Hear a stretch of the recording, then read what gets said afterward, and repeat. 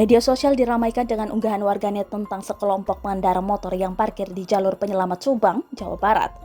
Rekaman tersebut viral setelah diunggah oleh akun Instagram @agoes_band4 Selasa 18 Mei 2021. Dalam video tersebut terlihat beberapa pengemudi motor yang memarkir kendaraannya di jalur penyelamat. Padahal di lokasi tersebut terdapat imbauan larangan berhenti, parkir atau foto selfie di sepanjang jalur keselamatan, sebab hal itu berbahaya.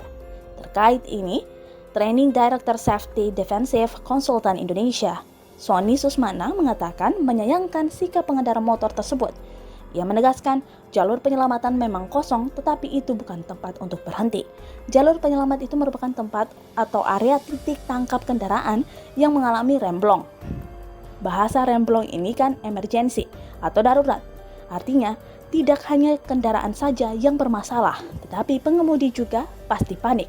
Sehingga dibutuhkan jalur yang clear, bebas dari objek-objek yang bisa menghambat proses penyelamatan, ucap Sony saat dihubungi Kompas.com Selasa 18 Mei 2021.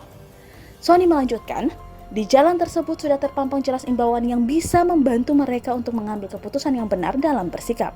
Menurut Sony, ketika area tersebut dijadikan sebagai tempat parkir, beristirahat, duduk-duduk, atau tempat foto, artinya sama saja dengan menjemput bahaya.